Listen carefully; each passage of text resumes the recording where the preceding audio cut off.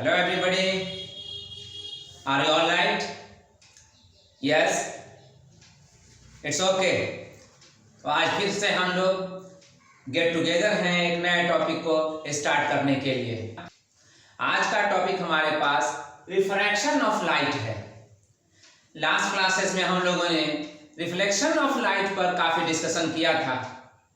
आज हम लोग रिफ्रैक्शन ऑफ लाइट पर डिस्कस करेंगे। रिफ्रैक्शन ऑफ लाइट क्या होता है हम इसे एक्सप्लेन करेंगे एक एग्जाम्पल की मदद से। ये pen, are you all looking it? सबको दिख रहा है ये? ठीक है। ये किस तरह का शेप में आपको दिख रहा है? स्ट्रेट या बेंड? स्ट्रेट दिख रहा है। ठीक है। अब आइए एक ग्लास ऑफ वाटर लेते हैं। ये जैसे ये एक ग्लास ऑफ वाटर, हम इस पेन को इस ग्लास में जो वाटर रखे हुए हैं उसमें इमर्स करते हैं पार्शियली। मीन्स इस पेन का कुछ पोर्शन इनसाइड वाटर हो और कुछ पोर्शन आउटसाइड वाटर हो। तो अब आप बताइए इस पेन का जो पोर्शन इनसाइड वाटर है वो किस तरह दिख रहा है? स्ट्रेट या बेंड? स्ट्रेट। जो पोर्शन आउटसाइड है उसी के अलाउंग या उससे डिफरेंट? उसी के अलाउंग। ठीक है। चलिए, आपने इसमें ठीक कहा है, इसमें स्ट्रेट ही दिखता है। पेन को जब हम इमर्स करते हैं इस पार्शियली तो इसका जो पोर्शन भी इनसाइड वाटर है वो आउटसाइड वाटर के साथ अलाइंड होकर के दिखता है, एक स्ट्रेट लाइन में दिखता है। ओके। अब इसको एक नए एंगल से देखिए। मैं अब इसे स्लैंटली या ऑब्लिकली, जिसे आप कहेंगे तिरछा करके, इसमें इमर्स कर रहा हूं पार्शियली।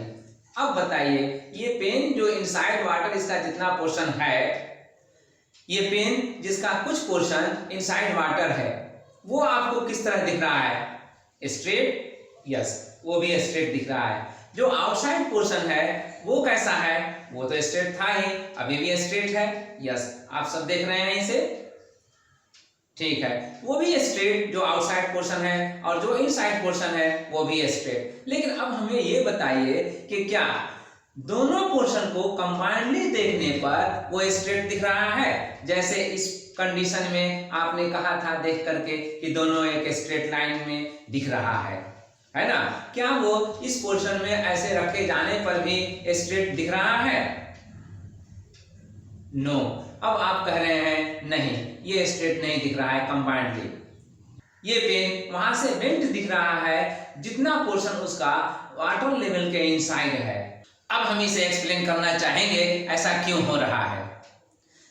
एक्सप्लेन करने से पहले जो टॉपिक हमने यहां पर पुटअप किया है रिफ्रैक्शन ऑफ लाइट, पहले इसे डिफाइन कर लें। यस, ये डिफिनेशन है रिफ्रैक्शन ऑफ लाइट का। क्या कहा जा रहा है? The phenomena in which light bends को यहां पर एक्सप्लेन करने के लिए अंडर ब्रैकेट ये वर्ड्स यूज किए गए हैं। और चेंजेस डायरेक्शन ऑफ पाथ, जब डायरेक्शन ऑफ पाथ जो मूव करने का होता है वो चेंज करता है तो उसको भी हम कहते हैं बेंड कर जाना। यही यहां पर है। The phenomena in which light bends when it enters another medium, जब ये दूसरे मीडियम में इंटर करता है तब। कब बेंड करता है? जब वो दूसरे मीडियम में इंटर करता है तब अगर बेंड करता है तो क्या कहलाता है? तब कहलाता है इस रिफ्रैक्शन ऑफ लाइट। वही रिफ्रैक्शन ऑफ लाइट है, मतलब लाइट का बेंड होना, bending of light when it enters another medium is known as refraction of light. चलिए, अब ये डिफिनीशन हो गया। अब हम इस डिफिनीशन की मदद से उस एक्सपेरिमेंट में जो आपने देखा कि पेन का जो पोर्शन इनसाइड वाटर था, जो पोर्शन आउटसाइड वाटर था, कंबाइंडली देखे जाने पर स्ट्रेट नहीं दिख रहा था। तो क्यों नहीं दिख रहा था? अब हम इसे एक्सप्लेन करते हैं। लुक इट, जो पेन हमने एक्सपेरिमेंट के दौरान दिखलाया था वो पेन मान लीजिए ये यहां से यहां तक। अब इसका ये पोर्शन यहां से यहां तक का पोर्शन आउटसाइड वाटर है और यहां से यहां तक का पोर्शन इनसाइड वाटर है। ये वाटर है, ठीक है।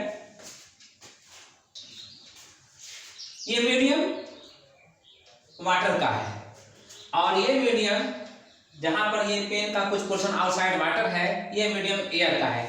जैसे हमारे आपके लिए ये सराउंडिंग जो है एयर का है, वैसे ही इस पेन के लिए भी सराउंडिंग एयर का है। ये मीडियम एक है, ये एक मीडियम है और ये एक मीडियम है। तो अब क्या होना है, जो पोर्शन पेन का इनसाइड वाटर है वो ये है ना, वो पोर्शन ये है। इस पोर्शन को हम लोग बाहर से रह करके देख रहे थे, ठीक है। मान लीजिए आई यहाँ पर है, तो यहाँ से हम देख रहे थे। तो पहले इस पोर्शन का जो एंड पॉइंट है ये, इसको लिया जाए डिस्कशन में कि यहाँ से रे ऑफ लाइट चलता है और चल करके इस वाटर लेवल तक पहुँचता है, वाटर सरफेस तक पहुँचता है। उसके बाद यहाँ से मीडियम चेंज कर रहा है। तो अब मीडियम चेंज कर रहा है, तब क्या हो रहा है कि अब वो जाना चाहिए था इस तरफ, लेकिन वो इस तरफ नहीं जा करके वो यहाँ ऐसे बेंड कर गया। जी, रिफ्रैक्शन ऑफ लाइट का डेफिनेशन यही ना है कि जब लाइट के लिए मीडियम चेंज होता है तो वो बेंड करता है। तो यहाँ तक आया स्ट्रेट वे में, और यहाँ पर आने के बाद वाटर सरफेस है, वहां तक आने के बाद अब वो बेंड कर गया। वो स्ट्रेट वे में उसी डायरेक्शन में नहीं जा सका, वो बेंड कर गया। तो अब ये बेंड जो रे ऑफ लाइट है वो हमारे आई तक पहुंचता है। तो एक रे ऑफ लाइट ये हुआ, इसको कहते हैं रिफ्रैक्टेड रे ऑफ लाइट और इसको कहते हैं इंसिडेंट रे ऑफ लाइट। तो ये इंसिडेंट रे ऑफ लाइट रहा इस वाटर सरफेस के लिए, और ये रिफ्रैक्टेड रे ऑफ लाइट रहा इसी वाटर सरफेस के लिए। यहां से रिफ्रैक्शन हो गया, ठीक है। अब दूसरा रे ऑफ लाइट को इंसिडेंट कराते हैं।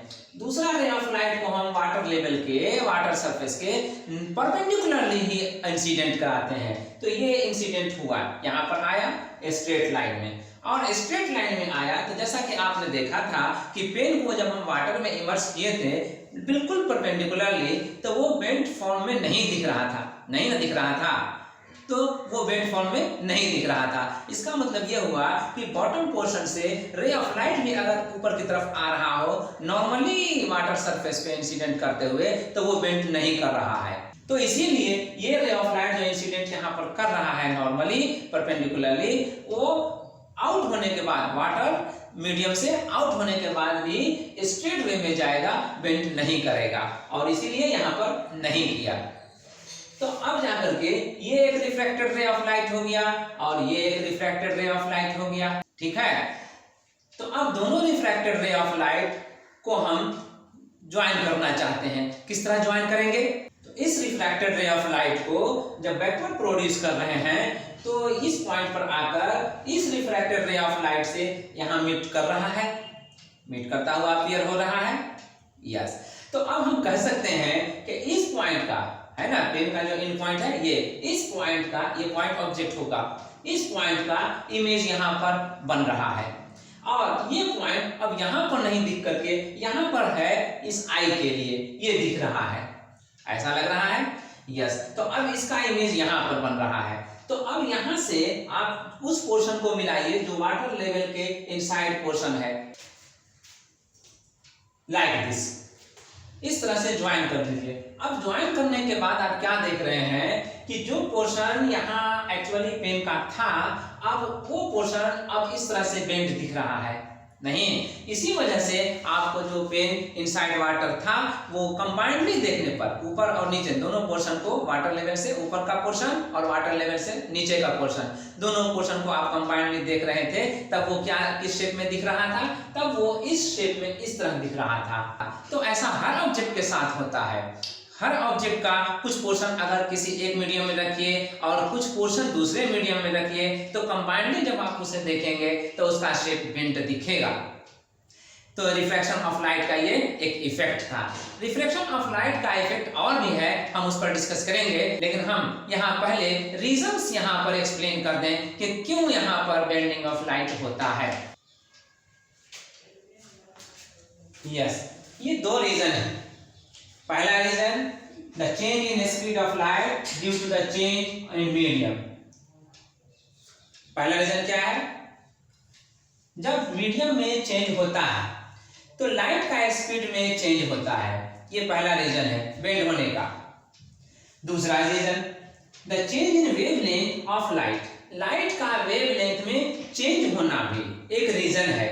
कब? जब मीडियम चेंज होता है तब। इसीलिए व्हेन मीडियम चेंजेस। ये वेवलेंथ क्या होता है, इसे समझने के लिए आपको मैं रिकॉल कराना चाहूंगा।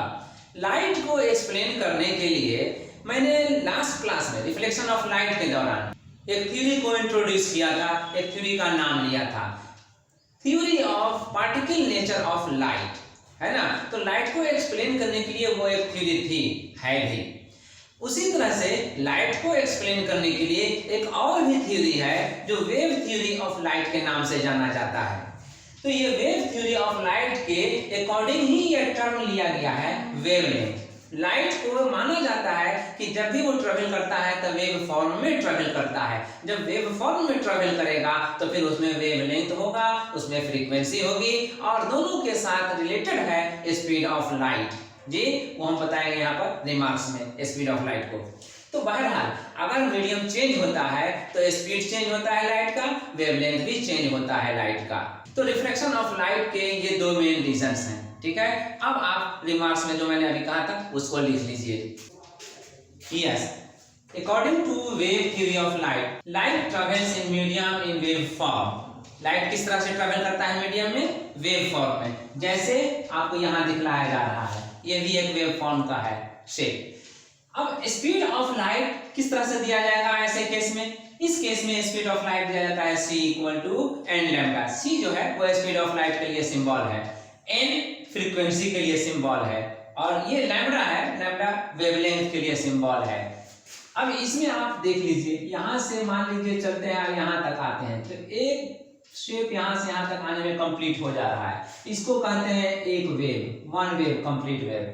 तो यहाँ से यहाँ तक का डिस्टेंस जो होगा ये वन वेवलेंथ होगा, ठीक है। और एक वेव बन गया तो एक फ्रीक्वेंसी हो गई, ठीक है। तो यही n का वैल्यू। अब एक सेकंड में जितनी बार वेव बनता है वही उसकी फ्रीक्वेंसी होती है।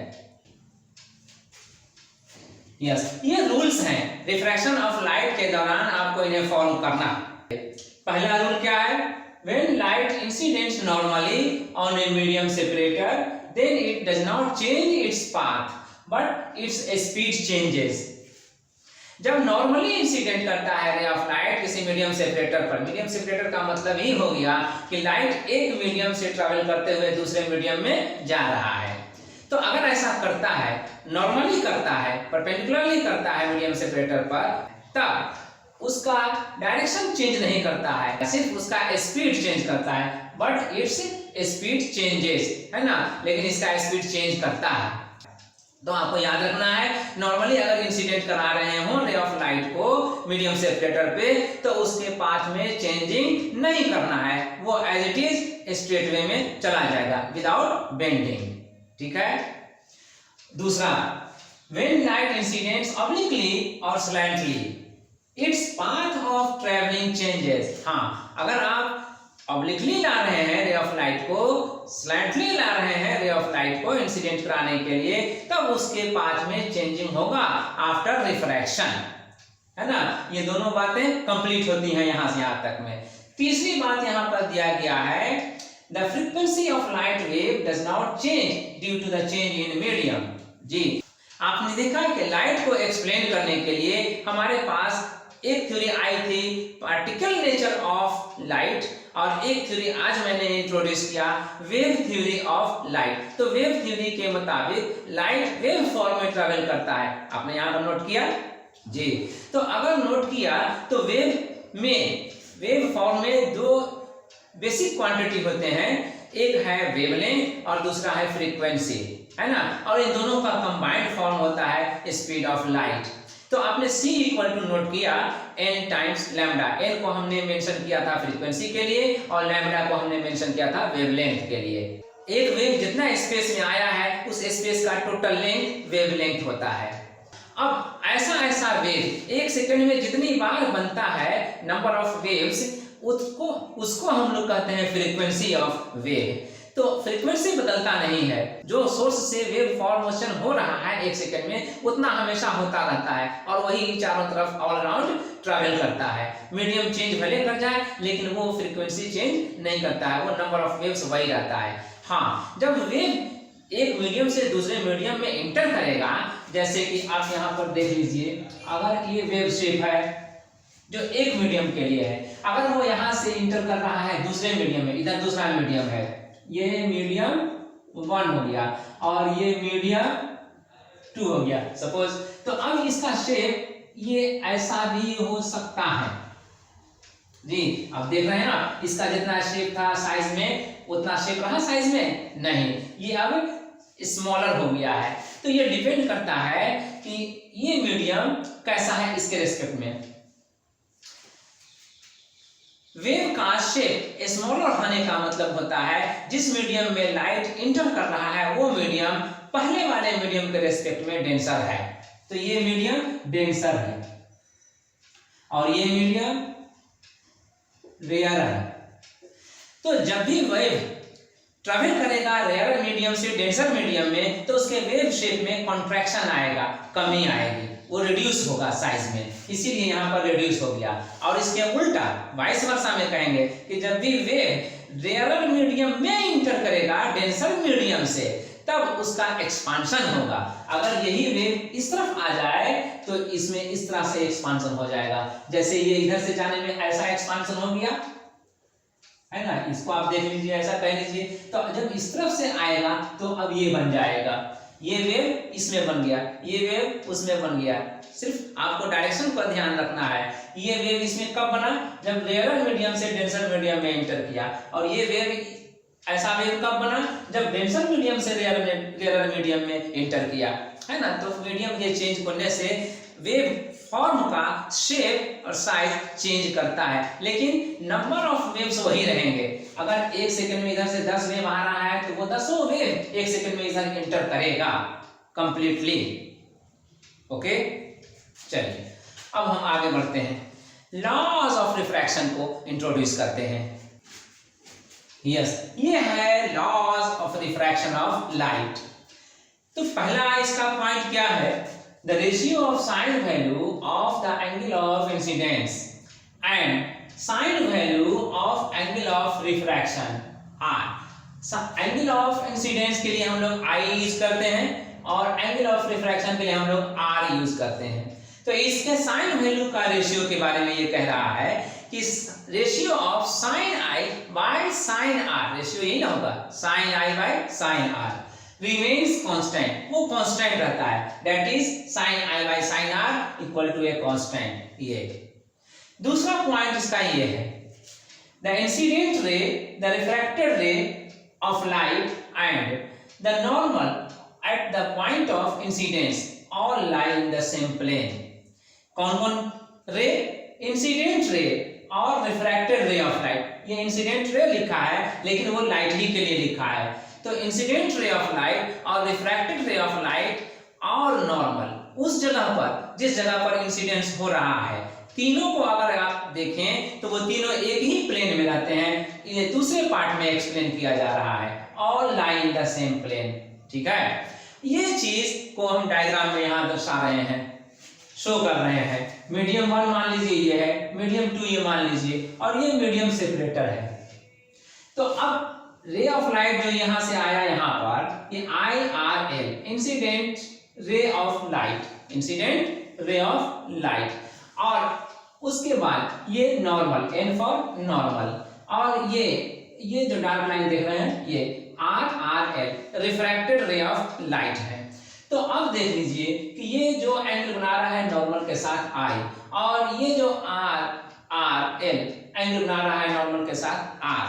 तो अब इन दोनों का साइन वैल्यू लिया जाए तो क्या आता है, कांस्टेंट। और अब ये तीनों, ये IRL, RRL और ये नॉर्मल, ये तीनों एक ही प्लेन में रहते हैं, और ये प्लेन वैसा ही प्लेन है जैसे आपने रिफ्लेक्शन ऑफ लाइट में देखा था, incident ray of light, reflected ray of light और नॉर्मल, जिस पॉइंट पर इंसिडेंस किया जाता है रे ऑफ लाइट को, वो नॉर्मल, तीनों एक प्लेन में थे और वो प्लेन परपेंडिकुलर होता था रिफ्लेक्टर पे, नहीं याद है? यस, तो यही प्लेन यहाँ भी है, ये इंसिडेंट रे ऑफ लाइट, ये नॉर्मल और ये रिफ्रैक्टेड रे ऑफ लाइट, इन तीनों को रखने वाला जो प्लेन होगा वो भी परपेंडिकुलर होगा मीडियम सेपरेटर पर, ये याद रखना है। तो अब हम आपको रिमार्क्स में एक पॉइंट बता दें जो रिफ्लेक्शन ऑफ लाइट के दौरान भी बताए थे। जितने भी एंगल्स हैं, एंगल ऑफ इंसिडेंस हो या एंगल ऑफ रिफ्लेक्शन हो या रिफ्रैक्शन हो, वो नॉर्मल के रिस्पेक्ट में मेजर किए जाते हैं। वहाँ याद लिखा था, रिफ्लेक्शन ऑफ लाइट के दौरान एक्सप्लेन किए थे। यस, यहाँ भी वो होल्ड करता है। अब आप देख लीजिए कि बेंडिंग ऑफ लाइट जो है, इंसिडेंट रे ऑफ लाइट का एक्चुअल पोजीशन ये होता, लेकिन रिफ्रैक्शन की वजह से नहीं हुआ, वो यहाँ से यहाँ बेंड कर गया इतना। तो बेंडिंग ऑफ लाइट इधर होगा या इस लाइट एक्चुअल पाथ से इधर होगा, वो डिपेंड करता है मीडियम पे। मीडियम अगर रेयर रहा तब किधर होगा, और मीडियम अगर डेंसर रहा तब किधर होगा। इसके लिए रूल है। Now you write the rule. चलिए, ये रहा रूल। रूल क्या कहता है? If light enters a denser medium then it gets bent towards the normal. अगर लाइट एक रेयर मीडियम से डेंसर मीडियम में ट्रैवल करता है तो वो नॉर्मल की तरफ बेंड करेगा। अब सवाल ये है कि रेयर मीडियम क्या होता है और डेंसर मीडियम क्या होता है। एयर लाइट के लिए वो मीडियम रेयर माना जाता है जिसमें ऑब्जेक्शन लीस्ट होता हो, यानी उसमें मैटर कम होते हों और उसके ट्रेवलिंग को वो कम अफेक्ट करते हों। तो जैसे आप वैक्यूम को एग्जाम्पल में ले सकते हैं। फॉर एग्जाम्पल आप वैक्यूम को ले लीजिए। वैक्यूम एक ऐसा स्पेस है जिसमें माना जाता है कि उसमें मैटर है ही नहीं। जब उसमें मैटर है ही नहीं तो फिर उसमें ऑब्जेक्शन कौन करेगा? कोई नहीं। इसलिए लाइट उस मीडियम में अपने फुल स्पीड से ट्रैवल करता है। ठीक वैसा ही मीडियम, वैसा ही इफेक्ट एयर में एज्यूम किया जाता है। एयर में मैटर्स हैं, एयर पार्टिकल्स के मैटर्स तो हैं, लेकिन वो इतना अफेक्ट नहीं करते स्पीड ऑफ लाइट को। इसलिए माना जाता है कि जो स्पीड ऑफ लाइट वैक्यूम में है वही स्पीड ऑफ लाइट एयर में भी है। तो एयर और वैक्यूम दोनों लाइट के लिए रेयर मीडियम एज्यूम्ड हैं, सपोज्ड हैं। अब इसके कंपैरिजन में वाटर को लीजिए। वाटर में लाइट ट्रैवल करता है, लेकिन वाटर पार्टिकल्स, वाटर मैटर उसको अफेक्ट करता है, उसके स्पीड को अफेक्ट करता है, और इसलिए वाटर को डेंसर मीडियम माना जाता है। तो अब यहाँ पर मैंने लिखा है मीडियम 1 और यहाँ पर लिखा है मीडियम 2। आप मान सकते हैं कि मीडियम 1 के कंपैरिजन में मीडियम 2 ज्यादा डेंसर है। क्यों? इसलिए कि इस रूल के मुताबिक ये light, ray of light, incident ray of light यहाँ जो देख रहे हैं वो जाता ये इस डायरेक्शन में, लेकिन रिफ्रैक्शन की वजह से वो बेंड कर गया और बेंड कर करके आ गया नॉर्मल की तरफ। ये लाइन जो आप देख रहे हैं नॉर्मल लाइन है ना, तो नॉर्मल लाइन की तरफ वो बेंड करके आ गया। पहले इसका एक्चुअल पाथ क्या था? एक्चुअल पाथ ये था, है ना, लेकिन मीडियम में चेंज होने की वजह से उसका पाथ चेंज कर गया। अब चेंज कर गया तो वो इधर आ गया। इधर भी जा सकता था। जब इधर जाता तब वो दूर होता नॉर्मल से कि नजदीक होता, तब वो दूर हो जाता। लेकिन यहाँ पर ये इस तरफ आया है इसलिए क्लोज हो गया है ना, near to the towards the normal या क्लोज टू द नॉर्मल, ये हुआ। और उसके बाद क्या कहा जाता है यहाँ पर? And if it enters a rare medium, अगर यह एक रेयर मीडियम में इंटर करता है, कौन? लाइट। और अगर लाइट एक रेयर मीडियम में इंटर करता है तब क्या होता है? Then it gets bent away from the normal, तब ये नॉर्मल से दूर हो जाता है, दूर बेंट हो जाता है। जैसे यस, अब देख लीजिए जो एक्चुअल पाथ ये है, उस एक्चुअल पाथ के कंपैरिजन में अगर ये इधर आ गया तो पहले तो नॉर्मल से इतना ही एंगल पर था ना, पहले नॉर्मल के बीच में इसका एंगल ये था, लेकिन अब ये एंगल बढ़ करके इतना हो गया है तो नॉर्मल से दूर हो गया। और पहले वाले केस में जो देख रहे थे ये, तो पहले एक्चुअल पाथ ये था, तो जब एक्चुअल पाथ से जब इधर आ गया तो नॉर्मल से क्लोज हो गया, एक्चुअल पाथ से जब उधर हो गया तो नॉर्मल से अवे हो गया। यही इसके माने हुए। यस, ये त्रिमास का पहला पॉइंट है। Sine I by sine R जो हमने यहाँ पर मेंशन किया है, एक कांस्टेंट, तो कांस्टेंट को हम लोग एक सिंबल देते हैं म्यू, इसको पढ़ा जाता है म्यू। उस कांस्टेंट जिसे हम लोग म्यू से रिप्रेजेंट करेंगे, उस कांस्टेंट को क्या कहा जाएगा? Refractive index of the medium in which light इंटर्स। जिस मीडियम में लाइट इंटर करता है उसका रिफ्रैक्टिव इंडेक्स कहा जाएगा। लाइट अगर एयर से वाटर में इंटर कर रहा है तब वाटर का रिफ्रैक्टिव इंडेक्स कहलाएगा कौन? म्यू। म्यू को वाटर का रिफ्रैक्टिव इंडेक्स कहेंगे।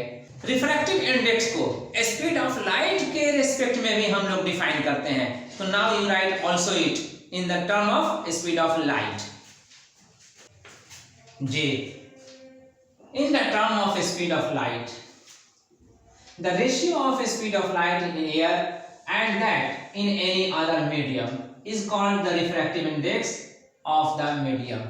जो तो यहाँ पर मैंने डिफाइन किया रिफ्रैक्टिव इंडेक्स के लिए ये, तो वही चीज यहाँ पर भी डिफाइन हुआ। अब हम इसे फॉर्मुलेट कर लेते हैं।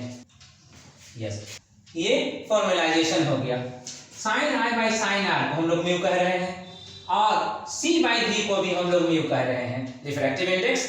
यस, तो ये एक रिलेशन जो हुआ वो आपके लिए यूजफुल हुआ और ये रिलेशन एप्लीकेबल होगा हर उस जगह पर जहां पर आपको न्यूमेरिकल प्रॉब्लम से फेस होगा। पॉइंट नंबर 2, ये पॉइंट नंबर 2 रहा। इस रिलेशन को जो लॉ ऑफ रिफ्रैक्शन का फर्स्ट पार्ट है कहा जाता है स्नेल्स लॉ भी। अगर कहीं पर आपने देखा 1 म्यू 2, अगर आपने कहीं पर देखा या देखेंगे तो इसके माने ये समझेंगे कि मीडियम 2 का रिफ्रैक्टिव इंडेक्स कहा जा रहा है मीडियम 1 के रेस्पेक्ट में। इसका एक माने ये होगा और दूसरा माने ये है कि लाइट का रिफ्रैक्शन मीडियम 2 में हो रहा है। मीडियम 1 से वो आया, इंसिडेंट किया मीडियम सेपरेटर पर और मीडियम 2 में वो इंटर किया। इसके दूसरे माने ये हुए, तो दोनों माने आप याद रखेंगे। अब हम इसका एप्लीकेशन पर चलते हैं। हमारा इंटेंशन यहाँ पर अब ये है कि 1 म्यू 2 और 2 म्यू 1 में रिलेशन एस्टैब्लिश करना। तो अब इसके लिए हम यहाँ मीडियम 1 और मीडियम 2 ले रहे हैं। इस मीडियम 1 में ये IRL incident ray of light ले रहे हैं और इस मीडियम सेपरेटर पर यहाँ इंसिडेंट करा रहे हैं। तो ये एक नॉर्मल है, यहाँ पर ड्रा कर दिए। अब यहाँ से ये इस डायरेक्शन में रिफ्रैक्ट हो गया, ये मीडियम 2 है, दूसरे मीडियम में अब रिफ्रैक्ट हो गया तो एंगल ऑफ रिफ्रैक्शन कितना हुआ r, एंगल ऑफ इंसिडेंस कितना हुआ I। तो अब यहाँ पर क्या लिखा हमने कि when light travels from medium 1 to medium 2 तो sin I by sin r equal to 1 mu 2 है ना। sin I by sin r equal to 1 mu 2। जिस मीडियम में लाइट इंटर करेगा उसी का रिफ्रैक्टिव इंडेक्स लिखा जाएगा जिस मीडियम से आया है उसके रेस्पेक्ट में। तो मीडियम 2 में इंटर किया है, मीडियम 2 है ना, ये मीडियम 2 ये है और मीडियम 1 ये है। तो इस मीडियम से आया और इस मीडियम में इंटर किया, तो इसीलिए 1 म्यू 2 लिखा जाएगा। अब हम यहाँ पर जरा सा रिवर्स सोचें। रिवर्स क्या सोचना है इसमें, जिस डायरेक्शन में ये रिफ्रैक्टेड रे ऑफ लाइट है तो मान लीजिए कि अब इसी डायरेक्शन में हम यहाँ पर एक इंसिडेंट रे ऑफ लाइट बना दें उतना ही एंगल पर, जैसे डॉटेड लाइन से हम यहाँ पर शो करते रहे हैं। देखा आपने, अब ये डॉटेड लाइन हमारा ये शो कर रहा है कि वो इस एंगल पर, इस मीडियम सेपरेटर पर इंसिडेंट हो रहा है कि रिफ्रैक्ट हो रहा है, इंसिडेंट हो रहा है। यस, अब ये इधर से चल करके यहाँ पर इंसिडेंट कर रहा है, तो अब यहाँ से रिफ्रैक्ट होगा। तो रिफ्रैक्ट होगा तो अब किस एंगल पर वो रिफ्रैक्ट होगा, तो जितना एंगल पर हम इंसिडेंट करा रहे हैं वो एंगल वही है जो पहली बार के लिए एंगल ऑफ रिफ्रैक्शन था। तो अब इस एंगल पर ही अगर हम इंसिडेंट करा रहे हैं तो अब इसके लिए एंगल ऑफ रिफ्रैक्शन कौन होगा, एंगल ऑफ रिफ्रैक्शन वही होगा जो पहले केस के लिए एंगल ऑफ इंसिडेंस था, नहीं। यस, तो अब हम जो रिफ्रैक्टेड रे ऑफ लाइट यहां से लेंगे तो अब हम इसके एलोंग लेंगे ताकि वो इस एंगल के बराबर में बनाए एंगल ऑफ रिफ्रैक्शन जी। यस, अब हम इस केस में ये लिखेंगे तो sin r by sin I, angle of incidence अब ये हो गया और एंगल ऑफ रिफ्रैक्शन ये हो गया, तो sin r by sin I। और रिफ्रैक्टिव इंडेक्स के लिए क्या लिखेंगे 2 म्यू 1, मीडियम 2 से वो ट्रैवल किया और मीडियम 1 में वो इंटर किया। अब दोनों रिजल्ट को, जो 2 म्यू 1 आया और जो पहले आया था 1 म्यू 2, दोनों को आप मल्टीप्लाई कीजिए। तो इस तरह से दोनों को मल्टीप्लाई करने पे क्या पा रहे हैं 1 mu 2 into 2 mu 1 equal to sin I by sin r और sin r by sin r, जो क्रॉस मल्टीप्लिकेशन में कैंसिल हो जा रहा है और पा रहे हैं 1। तो अब 1 म्यू 2 और 2 म्यू 1 इनका प्रोडक्ट कितना हो गया 1। ये रिजल्ट हुआ, ये रिलेशनशिप हुआ जो हमने यहाँ पर टास्क दिया था 1 म्यू 2 और 2 म्यू 1 के बीच में एक रिलेशन को एस्टैब्लिश करने का। वो रिलेशन हमने यहाँ पर एस्टैब्लिश किया और पाया 1 mu 2 into 2 mu 1 equal to 1। तो ये रिलेशनशिप एक्सटेंड किया जा सकता है 3 मीडियम के लिए, 4 मीडियम के लिए, है ना, जितने चाहे उतने मीडियम के लिए। लेकिन कंडीशन ये है कि जैसे आपने यहाँ पर देखा कि मीडियम 1 से पहली बार इंटर कराए थे मीडियम 2 में, और दूसरी बार मीडियम 2 से इंटर कराया मीडियम 1 में, तो फाइनल एंड कहाँ हुआ? रिफ्रैक्शन का ऑपरेशन कहाँ पर एंड हुआ? जब मीडियम 2 से मीडियम 1 में फिर चला गया तब। यही काम हम यहाँ पर ऐसा भी कर सकते थे। यहाँ पर मैंने क्या किया, जो इंसिडेंट रे ऑफ लाइट पहली बार मीडियम 1 से मीडियम 2 में इंटर कराया वो यहाँ पर भी दिखलाया। IRL, RRL ये आपका रिफ्रैक्टेड रे ऑफ लाइट है। अब ये रिफ्रैक्टेड रे ऑफ लाइट इस मीडियम से अब इस मीडियम में अगर जाए तो फिर इस मीडियम के लिए ये इंसिडेंट हो जाएगा और इस मीडियम में आने पे वो रिफ्रैक्टेड हो जाएगा, है ना। तो अब ये एंगल और ये एंगल अल्टरनेट एंगल से इक्वल होगा अगर ये नॉर्मल और ये नॉर्मल है तब। दोनों नॉर्मल एक दूसरे को पैरेलल जी, तो ये और ये नॉर्मल है और इसलिए ये एंगल अगर R है तो ये एंगल भी R होगा। अब एंगल ऑफ इंसिडेंस कितना? R। ठीक वही ना, जो यहाँ पर एंगल ऑफ रिफ्रैक्शन R था, अब वही दूसरी बार रे ऑफ लाइट के लिए एंगल ऑफ इंसिडेंस बनने जा रहा है। तो यहाँ पर भी जो एंगल ऑफ रिफ्रैक्शन यहाँ था, अब दूसरी बार इस एंगल पे वो अब वही रे ऑफ लाइट इंसिडेंट कर रहा है इस मीडियम सेपरेटर पर, है ना। अब मीडियम सेपरेटर पर इंसिडेंट कर रहा है तब यहाँ से रिफ्रैक्शन होगा। अब रिफ्रैक्शन के लिए अब एंगल ऑफ रिफ्रैक्शन बनेगा तो वो एंगल वही होना चाहिए जो यहाँ पर बनाए थे। यस, तो वो एंगल अब यहाँ पर जा नहीं रहे हैं वो इस तरह से उल्टा, अब जा रहे हैं इस तरफ, तो एंगल अब बनेगा वो यहाँ। तो ये एंगल ऑफ रिफ्रैक्शन हो गया, ये एंगल ऑफ रिफ्रैक्शन हो गया। लेकिन अगर ये मीडियम वही है जो ये मीडियम था, मीडियम 1 और ये भी मीडियम 1, तो फिर कहेंगे कि रे ऑफ लाइट उसी मीडियम में इमर्ज किया। यस, उस मीडियम में इमर्ज किया। इसको हम दूसरा नाम भी देते हैं एंगल ऑफ इमर्जेंस।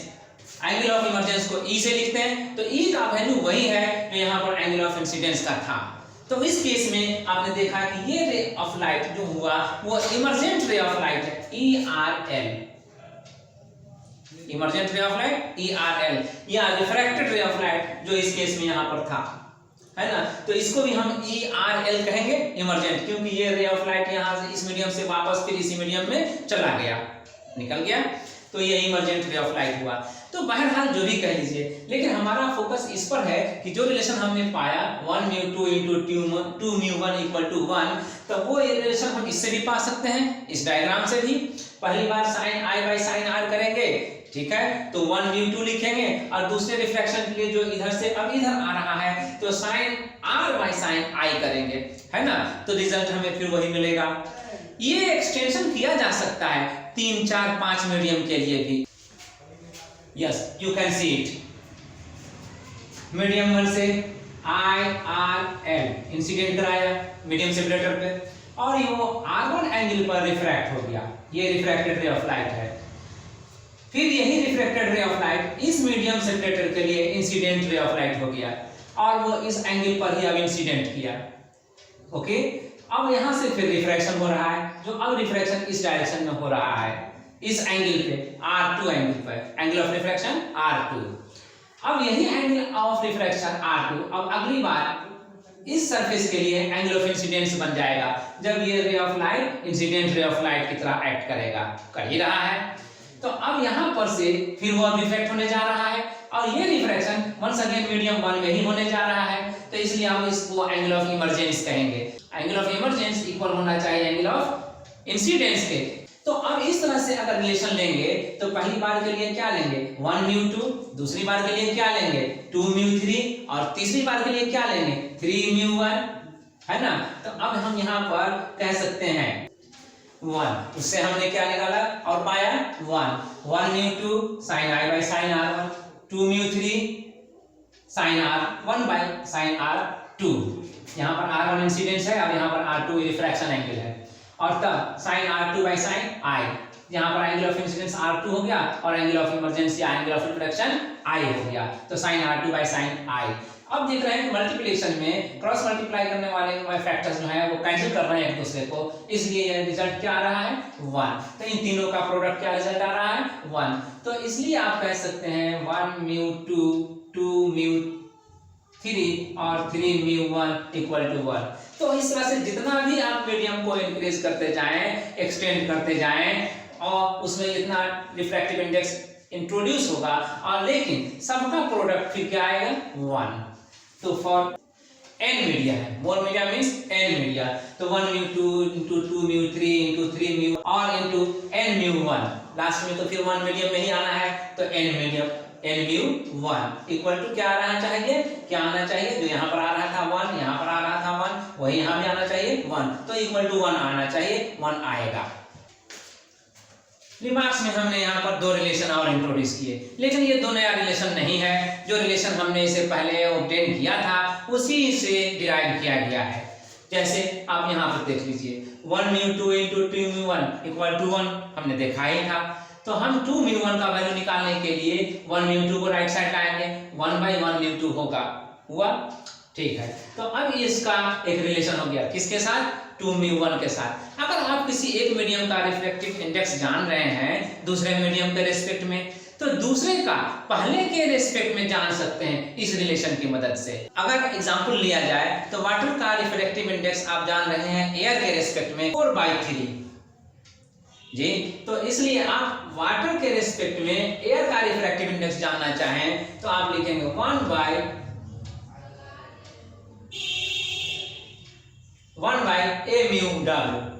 ठीक है, एयर के रिस्पेक्ट में वाटर का रिफ्रैक्टिव इंडेक्स का रेसिप्रोकल। अब आइए इसका वैल्यू लिखिए, इसका वैल्यू आप यहाँ पर लिख चुके हैं, जान चुके हैं 4/3, तो ये 4/3 यहाँ लिख दीजिए। अब कितना आएगा, ये बाय सिंपलीफिकेशन 3/4, तो इसके माने ये हुआ कि एयर का रिफ्रैक्टिव इंडेक्स वाटर के रेस्पेक्ट में कितना आएगा, 3/4। तो ये रिजल्ट आपको ऐसे सिचुएशन में हेल्प करेगा जब भी आप न्यूमेरिकल्स को सॉल्व कर रहे होंगे। दूसरा रिलेशन यहाँ पर मैंने क्या किया है, उस 3 मीडिया से जो रिफ्रैक्शन हुआ था उससे जो रिजल्ट मिला था उससे हमने ये से ड्राइव किया है। क्या रिजल्ट मिला था, 1μ2 इंटू 2μ3 इंटू 3μ1 इक्वल टू 1, ये रिजल्ट मिला था। अब उसके बाद 2μ3 इक्वल टू हम निकालना चाह रहे हैं इसको, तो बाकी इसको और इसको हमें राइट साइड में जाना पड़ेगा, ले गए तो क्या हो गया, डिनोमिनेटर में आ गया 1/1μ2 इंटू 3μ1। अब इसके बाद 3μ1 को हम इस रिलेशन की मदद से लिख सकते हैं 1/1μ3, यस, तो हमने लिख दिया इसे। अब इसे इसके रेस्पेक्ट में देखा जाए तो मेन तो डिवीजन यही है, ये इनटू में जब चेंज करेगा तो फिर ये न्यूमरेटर बन जाएगा, यहाँ चला आया और ये डिनोमिनेटर था, डिनोमिनेटर रहेगा, तो 1μ3/1μ2 हुआ। ये वैल्यू होगा किसका, 2μ3 का, तो हमने यहाँ पर क्या लिखा, 2μ3 इक्वल टू 1μ3/1μ2। ये रिलेशन भी हमें ऐसे सिचुएशन में हेल्प करेगा जहां पर 3 मीडिया से हम फेस कर रहे हैं और न्यूमेरिकल्स प्रॉब्लम हमारा 3 मीडियम पर बेस्ड है। हम नहीं जानते हैं दूसरे मीडियम के रेस्पेक्ट में तीसरे मीडियम का रिफ्रैक्टिव इंडेक्स क्या होगा। जैसे अगर एयर हो, वाटर हो और ग्लास हो, तो आप एयर के रेस्पेक्ट में वाटर का रिफ्रैक्टिव इंडेक्स जानते हैं, एयर के रेस्पेक्ट में ग्लास का रिफ्रैक्टिव इंडेक्स जानते हैं, लेकिन आप नहीं जानते हैं कि वाटर के रेस्पेक्ट में ग्लास का रिफ्रैक्टिव इंडेक्स क्या होता है। तो आप इसकी मदद से उसका वैल्यू फाइंड आउट कर सकते हैं। जो रिफ्रैक्टिव इंडेक्स ग्लास का है एयर के रेस्पेक्ट में, जो रिफ्रैक्टिव इंडेक्स वाटर का है एयर के रेस्पेक्ट में, दोनों को रेशियो ले लीजिए, दोनों का रेशियो जो आएगा वही होगा रिफ्रैक्टिव इंडेक्स ग्लास का वाटर के रेस्पेक्ट में। Now you look this figure, दो मीडियम है, मीडियम 1 और मीडियम 2, और ये मीडियम 3 होता है लेकिन ये मीडियम 3 को भी मीडियम 1 ही बना दिया गया है, तो दो ही मीडियम हो रहा है, मीडियम 1 मीडियम 2 फिर मीडियम 1। अगर ऐसे केस में रिफ्रैक्शन ऑफ लाइट को देखा जाए किस तरह हो रहा है, तो ये इंसिडेंट रे ऑफ लाइट था जो इस मीडियम सेपरेटर पर आया, इंसिडेंट किया और यहां से रिफ्रैक्ट हुआ इस डायरेक्शन में, फिर अब इस डायरेक्शन में रिफ्रैक्ट हुआ, तो अब उसी मीडियम में जाना है जो कि उधर नहीं ले जाकर के हम नीचे ला रहे हैं, मीडियम तो वही है, तब इसी मीडियम में आना है, तब फिर इसका इस मीडियम में रिफ्रैक्शन होगा, तब ये फाइनली इमर्ज करेगा उसी मीडियम में। तो अब जो एंगल पर यहाँ रिफ्रैक्ट हुआ था अब वही एंगल यहाँ पर इंसिडेंट्स का बन रहा है, और तब इसीलिए उसी एंगल पर रिफ्रैक्ट होगा, फाइनली इमर्ज करेगा फाइनली, जिसमें एंगल पर वहां पर इंसिडेंट्स किया था जी। तो अब वो एंगल और ये एंगल इक्वल हो गया, जैसे ये एंगल और ये एंगल इक्वल हो गया। अब देख रहे हैं कि ये emergent ray of light, actual path of light, incident ray of light का एक्चुअल पाथ तो यही होता, है ना। तो उस पाथ से अब ये इस पाथ पे आ गया है, तो यहां से यहां शिफ्ट किया, कितना शिफ्ट किया, डिस्प्लेस हो गया ना, कितना डिस्प्लेस हुआ, कितना शिफ्ट किया। तो जो भी डिस्प्लेस हुआ या शिफ्ट हुआ उसका एक नाम है जी, लैटरल डिस्प्लेसमेंट। ये दोनों रे ऑफ लाइट के बीच का डिस्टेंस हो गया। पहले इंसिडेंट रे ऑफ लाइट इस नॉर्मल से लेफ्ट साइड में था ना। जब ये इमर्ज किया फाइनली इस नॉर्मल से, है ना, ये नॉर्मल से, तो इस नॉर्मल से वो राइट साइड में हो गया कि लेफ्ट ही साइड में रहा, अब ये राइट साइड में हो गया। तो लेटरल डिस्प्लेसमेंट उसी को कहते हैं कि उसका साइड चेंज कर जाए। तो यहाँ पर साइड चेंज कर गया। इससे पहले कि हम आज के क्लास को अब ओवर करें, इसका एक इफेक्ट हम बता दें। एटमॉस्फेयर जो हमारे अर्थ के सराउंडिंग में है वो भी डिफरेंट लेयर्स से मिलकर बना हुआ एज्यूम किया जाता है, और हर लेयर का रिफ्रैक्टिव इंडेक्स अलग होता है क्योंकि हर लेयर का डेंसिटी अलग होता है। सबसे डेंस लेयर जो होता है वो नियर या close to the earth surface होता है, और सबसे रेयर डेंसिटी उसका होता है जो फारदेस्ट होता है, जो सबसे दूर होता है, टॉप लेवल वाला लेयर। तो उस केस में सनलाइट जो हम तक पहुंचता है वो कई लेयर से रिफ्रैक्ट होते होते पहुंचता है। वैसे केस में रे ऑफ लाइट जो हम तक पहुंचता है कई लेयर से रिफ्रैक्ट होते होते, तो वैसे केस में कभी कभी हमें जो सनराइजिंग का अपीयरेंस होता है वो एक्चुअल टाइम से पहले हो जाता है, और सन सेटिंग का जो अपीयरेंस होता है वो एक्चुअल टाइम से बाद तक भी होता है।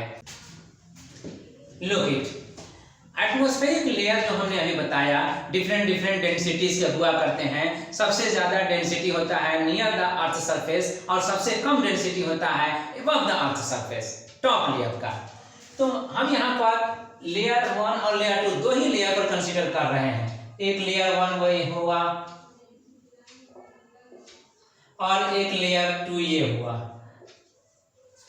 लेयर 1 और लेयर 2 यही दो पर हम कंसीडर कर रहे हैं। तो सन का पोजीशन मान लीजिए अभी यहाँ पर है, और हमारा पोजीशन अर्थ सरफेस पे यहाँ है। तो इस सरफेस पे जहां पर हम हैं वहां पर ओरिजिन जो है वो एक प्लेन एज्यूम किया जाता है जो उसको टच करता हुआ पास करना चाहिए। तो अर्थ सरफेस ये है और इसको टच करता हुआ पास करने वाला प्लेन ये है, ये होरिजन हो गया, होरिजन, ये होरिजन हो गया। अब इस होरिजन से नीचे है सन के ऊपर है, नीचे है। तो जब यहाँ पर सन है तो इसके जो लाइट रेडिएट हो रहे हैं वो ऑल अराउंड हो रहे हैं। उन्हीं में से एक रे ऑफ लाइट को हम यहाँ पर लिया, और इस रे ऑफ लाइट को यहाँ पर से आते आते यहाँ पर ये फर्स्ट लेयर पर इंसिडेंट करा है। पहला लेयर यही ना है, यस। तो फर्स्ट लेयर पर वो इंसिडेंट हुआ रे ऑफ लाइट। अब यहाँ से रिफ्रैक्शन होगा, बेंडिंग ऑफ लाइट होगा, और चूंकि इस मीडियम के रिस्पेक्ट में ये डेंसर मीडियम हो रहा है इसलिए टुवर्ड्स द नॉर्मल बेंड करेगा। तो टुवर्ड्स द नॉर्मल में वो जिस पार्ट पे जाता उससे नीचे बेंड कर दिया। ओके, ठीक है। तो अब इस डायरेक्शन में आगे बढ़ेगा, इस मीडियम में, इस लेयर में। अब यहाँ पर आते आते अब इसका फिर लेयर चेंज होने जा रहा है, और लेयर चेंज अगर होने जा रहा है तो फिर इसका एक बार बेंडिंग होगा, टुवर्ड्स द नॉर्मल ही होगा। तो अब वो जाता है इस डायरेक्शन में, लेकिन नहीं जा करके उसे बेंड किया इस डायरेक्शन में, तो अब आ रहा है वो इस डायरेक्शन में, और इस तरह से हम तक वो पहुंचता है, जहां पर हम खड़े हैं वहां तक पहुंचता है। तो अब देखिए आने वाला रे ऑफ लाइट फाइनली यही है। तो अब हमारे लिए ये रे ऑफ लाइट किस तरफ से आता हुआ अपीयर होगा? ये डॉटेड लाइन जो आप देख रहे हैं इस तरफ से आता हुआ अपीयर होगा।